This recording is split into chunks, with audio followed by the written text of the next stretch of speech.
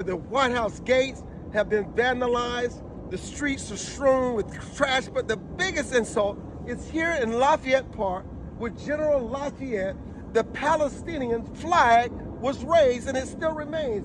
And they have this free Palestinian graffiti. They have it here. The General Lafayette and his compatriots, Free Palestine, they have raised the Palestinian flag on the grounds of the White House at Lafayette Park. And walk around with me. Look at this. I've never been so outraged. They've raised the Palestinian flag. And more graffiti. More graffiti. Look at this.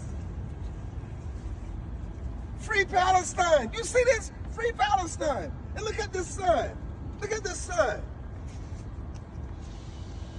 Decolonize Palestine.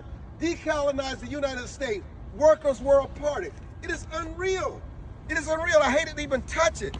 This is what we've become. How can we allow this? How could the law enforcement watch for somebody to raise the Palestinian flag on the ground of the people's house, and we got to pay for this cleanup?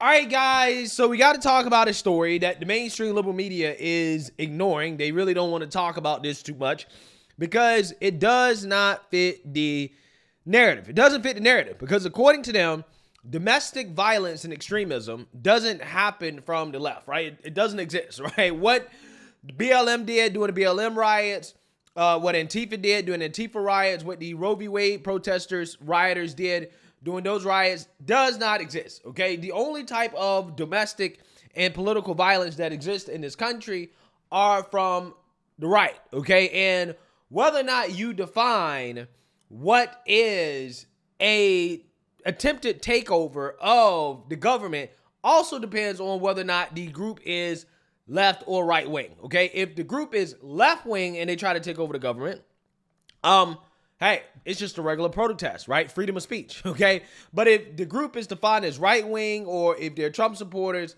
then it is an insurrection, okay? We've seen this time and time and time again because the left keeps telling us that January 6th is an insurrection. However, you will have events in which the left tries to take over the government, like, for example, when the pro-Palestine rioters took over the Capitol, okay, because they didn't like government policy. They said, no, this is just a peaceful protest. Okay, they were just acting out. Okay, but that was not an insurrection. Okay, not an insurrection. And see, the resolution seems much more focused on January 6th than it does on October 7th. Throughout its pages, Marjorie Taylor Greene describes this act of civil disobedience from a bunch of left-wing Jewish groups that are critical of Israel's government, this act as an insurrection. This is not an insurrection. It might be a bunch of folks with whom you disagree. It might be a bunch of people you think are misguided, acting in a way you don't like. But this is not an insurrection.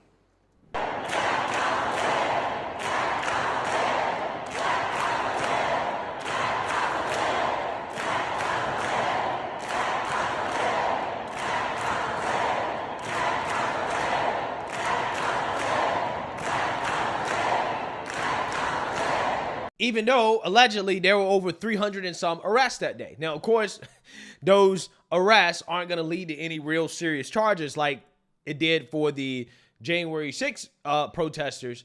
No, that's not going to happen. They're going to get a slap on the wrist. But again, there were 300 and some arrests made that day because these people were committing vandalism, right? They were destroying federal property and they were being agents of chaos. Okay, they took over the Capitol. Now, once again, we have another event in which you have leftists that have taken to the streets that are committing acts of vandalism and property destruction because they don't like government policies. And the left-wing liberal media is ignoring it, right? Much less calling it what they basically set the standards for, which is an insurrection. As a bunch of pro-Palestine protesters had overtaken Washington, D.C. last night and yesterday, in which some people estimate that over 100,000 people were there. As you can see, this is a whole lot of people, okay? And they're pissed off, right? They're pissed off at Joe Biden for his support of Israel, okay? And they essentially took over the Capitol, right? And at one point, they even shouted, F Joe Biden.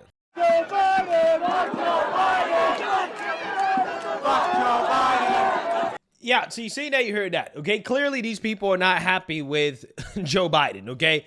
They don't like Joe Biden's policy. And what can I say? Joe Biden and the Democrats signed up for this, okay? Because when they told the BLM rioters, the Antifa rioters, the Roe v. Wade rioters that it was okay to do what they were doing, they essentially signed up for this, okay? Because when the left turns on the Democrats, again, they don't hold back, right? They don't try to do less acts of political vandalism and property destruction and all the things they were able to get away with during 2020. They do more of it, right? Because they've been told that, hey, this is what we can do, okay? Including trying to scale the fence of the White House, which you can see here, okay? They're trying to scale the fence of the White House to plant or wave another country's flag. Now, again, if this is not an insurrection, I don't know what is, okay? I mean, like, you're trying to basically wave another country's flag while trying to scale the White House fence, which is extremely dangerous, by the way, okay? When people try to do that, okay, as, you know, Secret Service is there, and Secret Service's job is to protect the White House and to make sure people don't invade the White House. Not something I would do, right? Just saying, this is a quick way to win a Darwin Award, right, by participating in these types of activities, okay? But again, they're left-wing protesters, so who knows, okay? Maybe, just maybe, the rules don't apply to them, right? Like they never do. But again, this is what they did. They tried to break down the fence. They tried to rattle the fence, okay? You had some people on January 6th that was charged with rattling the fence, okay? Okay, they was punished for doing the same type of behavior that you see right now, okay? As literally Secret Service, law enforcement is outside watching them do this, right? Now again, how many arrests were made? How many of these people are going to be charged? Is mainstream liberal media going to boo-hoo on and cry about this? Probably not, because they don't care, right? This is totally fine. It's totally okay when left-wingers do this, okay? I mean, even if, again, you're trying to plant another country's flag at the White House, at the nation's capital. This is insane, okay? I mean, they did this on historic statues, monuments. I mean, look at this.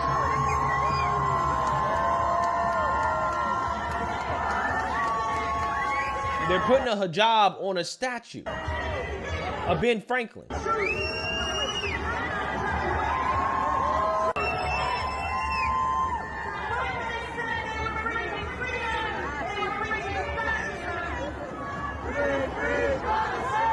Again, a lot of these are communist, okay? So again, this is why you're seeing the same tactics, because again, when it comes to these left-wing protesters, right, what they've done is essentially they have another form of Marxism where they replace socioeconomic status. It's not the proletariat versus the bourgeoisie, right? That's not what it is anymore. It is the oppressed based off racial, religious, social identity, okay, versus the privileged, okay? And this is what they do. This is why they try to bring all these groups together, right? BLM, you know, the Antifa, pro-Palestine support, they all bring them together, and they all just happen to have one thing in common.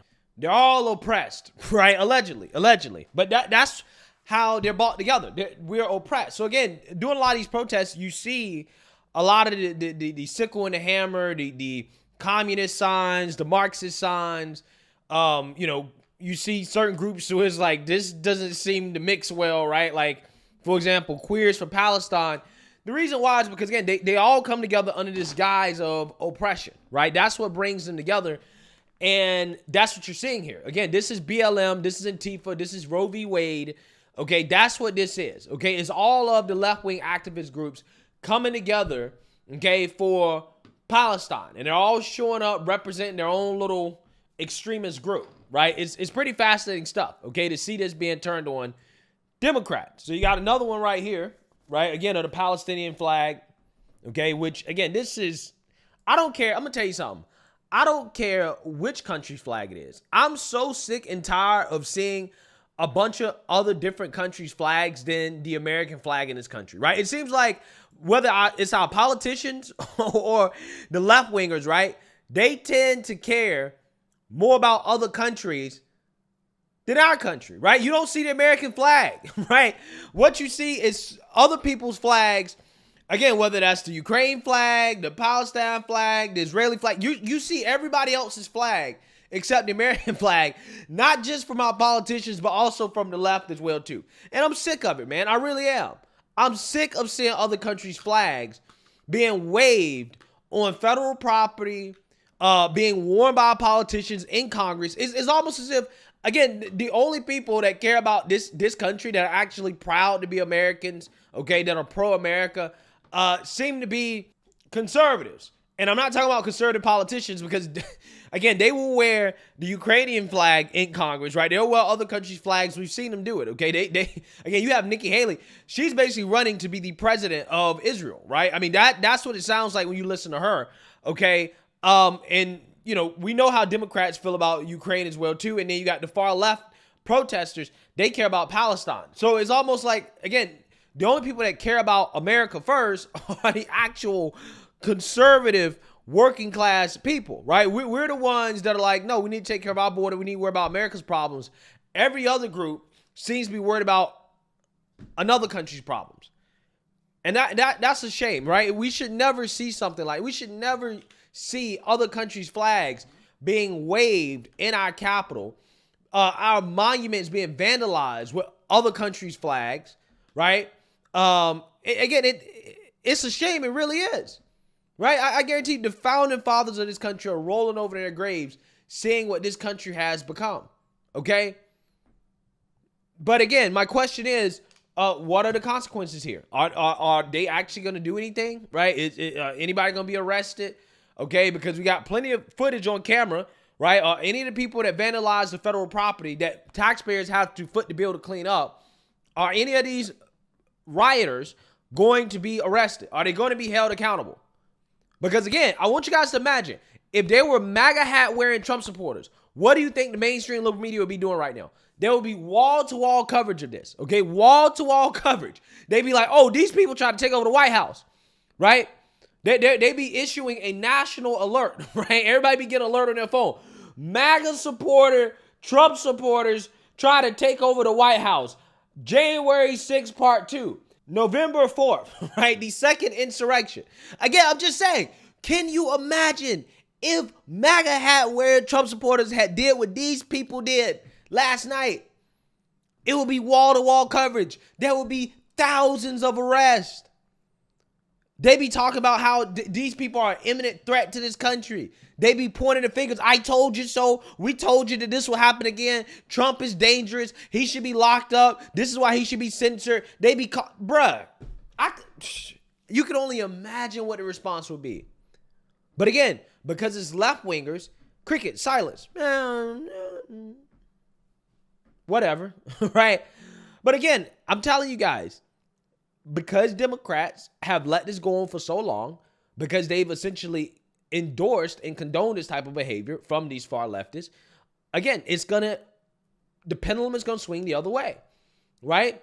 They're now victims of something that they created. They created a monster, and the monster is too big for the Democrats to handle now, and it's just going to be fascinating to see how the Democrats crumble under the weight of these left-wing extremists that they coddled, right? That they helped create. It's going to be fascinating. And at some point, it's going to get so reckless, okay? It's going to get so bad that they're not going to be able to ignore it, right? There is going to be no, oh, we're going to sweep it under the rug. We're going to pretend like these people weren't trying to like scale the White House fence, right? They weren't trying to break into the White House.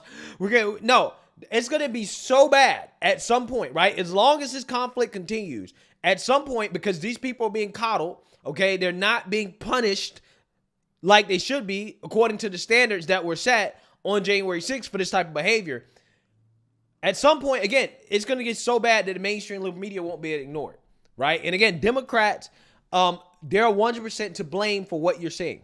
What you're saying here is 100% on the Democrats, okay? This is what happens when you let your extremists get out of control, when they become emboldened. Let me know what you guys think. Make sure you like, comment, and subscribe. Most importantly, share a Black conservative perspective. Peace.